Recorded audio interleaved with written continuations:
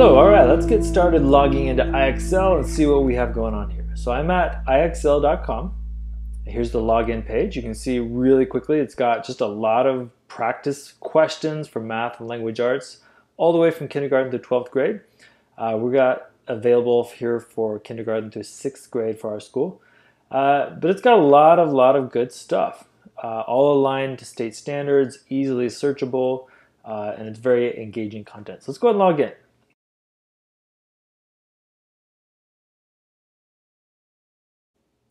So once you're in as a student, you can have access to every single grade level. You're not limited just to that grade level that your student is in.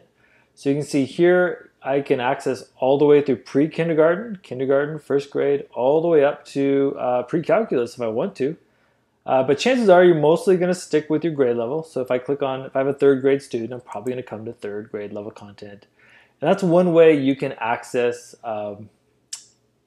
all the IXL information here. You can see it's broken down by topic, numbers and comparing, division and measurement, place values, so I can scroll through a lot of content here. So maybe if I'm doing a couple weeks on subtraction, I can come in here and work with my student on subtraction problems and have them do some practice.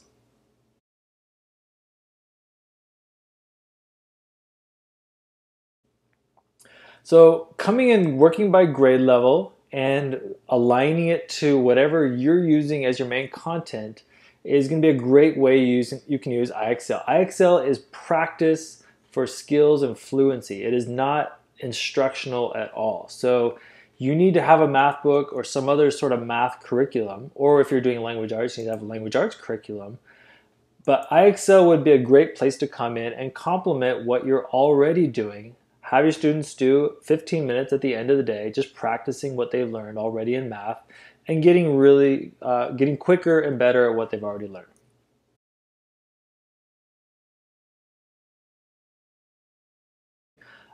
If your student is up for the challenge, you can have them do higher level work. So if they're a third grader, you may have them come in and do fourth grade or even fifth grade work if they feel like they can do it and handle that. You may also have a student but they're a third grader, but you may want them to review second grade content. So you're working with them in their core lessons on third grade, but you want them to come back in into second grade and just do review, get really solid in what they've already done.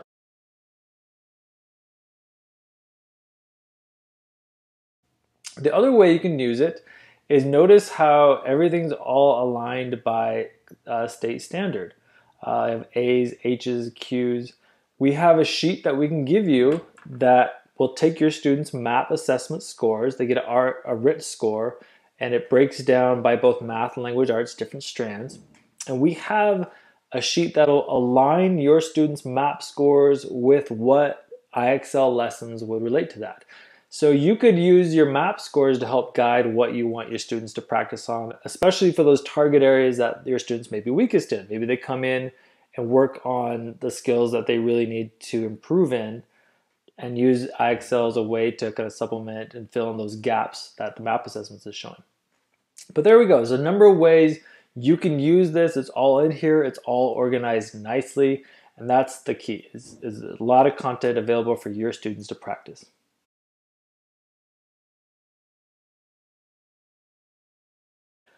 Okay, let's take a look at an example lesson. I'm going to go click on third grade. And let's take a look at skip counting, A6 right here. So I'm going to click on a lesson.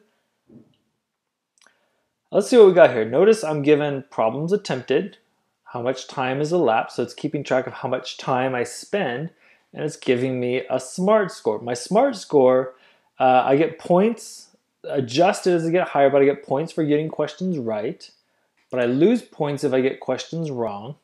My goal is to get up to mastery. However, I may want to get at 90% and call that good, or 100%. You'll see the SMART score as we play it here. So here we go. How many presidents are there? I'm given a question. Count by fives. So skip counting 5, 10, 15. Submit it. I'm given some feedback.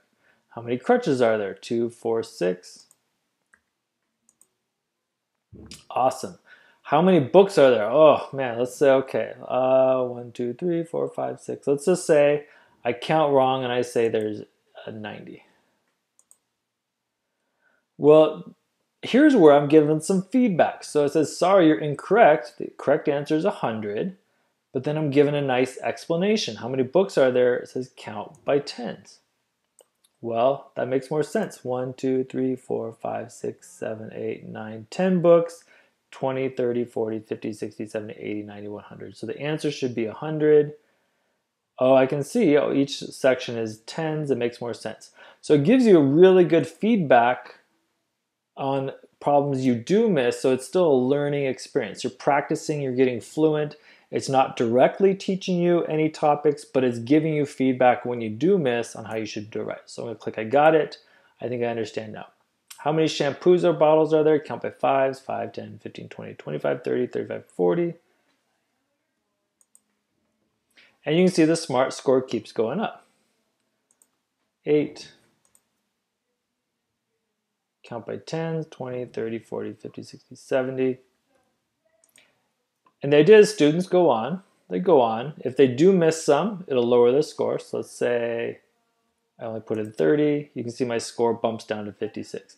So you're given a lot of practice. Some students may get a concept really quickly and get a really high score and be done in 5 minutes.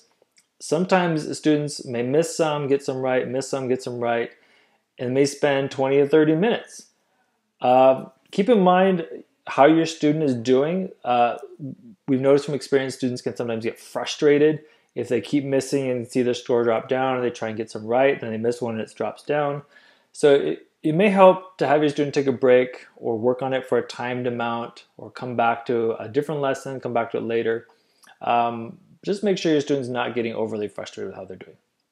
All right, but that's an example of how a particular math lesson is, but all the lessons are kind of arranged the same way. Giving you feedback, it's just a bunch of practice questions.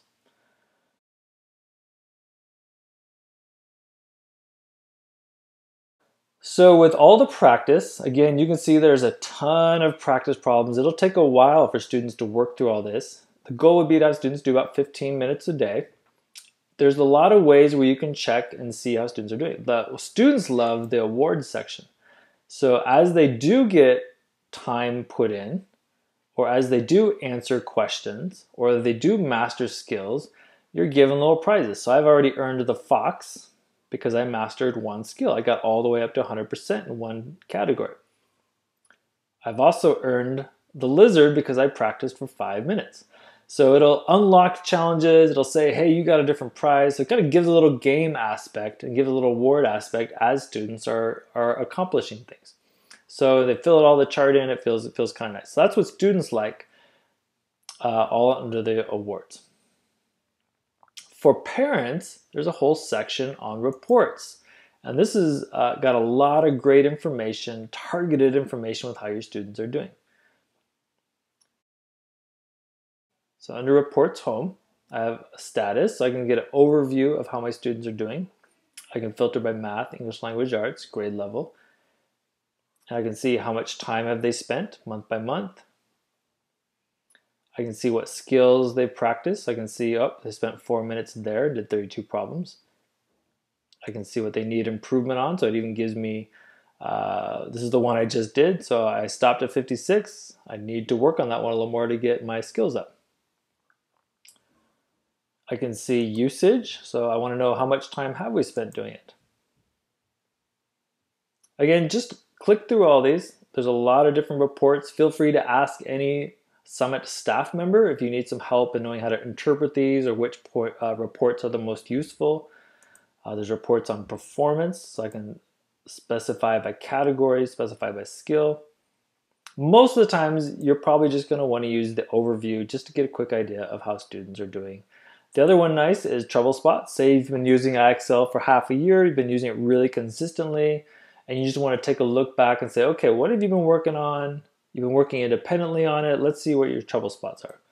So trouble spots help identify those areas where your student has mastered, but some areas where they still need improvement, or even some areas where they haven't practiced. Maybe your student really loves geometry and they only do geometry and are avoiding some of the stuff with fractions and number types. So you can actually come and say, oh, hey, you need to work on this other kind as well to make sure you're working on all your skills.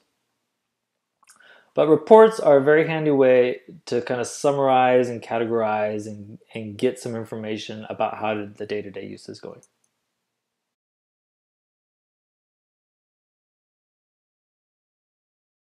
Another nice section in IXL is it's directly tied in with Common Core standards. So every spring, we're required to assess our students and how they're doing with the Oregon State standards. So if you come in here for standards,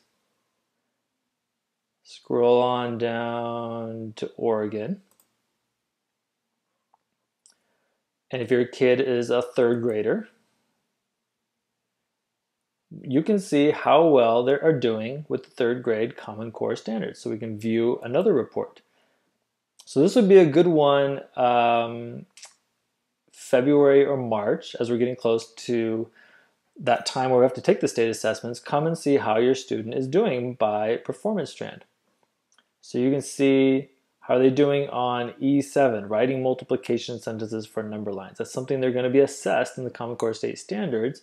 And so you can see how well you're practicing it. So it's a good way to come in and help get some review in terms of what your students have done or haven't done, and maybe what they could use some extra practice on heading into state assessments. And it probably gives you a good indicator of how they'll do on the state assessments as well.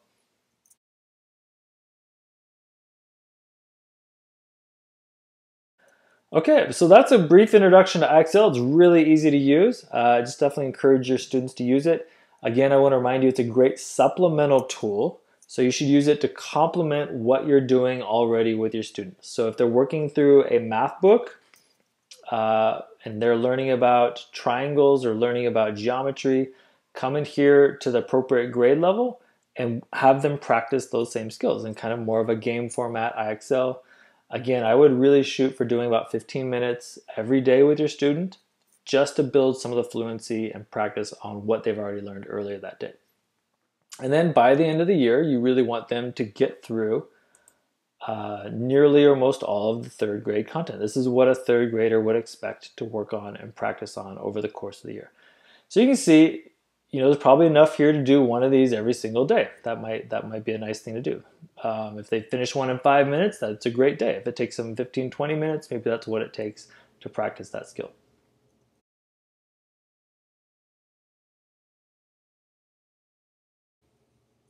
Finally, IXL is compatible not only on your computer, it's compatible on Chromebooks, it's also compatible with iPads or Android tablets. So if you have a tablet, it's almost, I would say, even a better version because it has places, it reads aloud questions, has places for students to doodle and draw out problems to make it a little bit more interactive.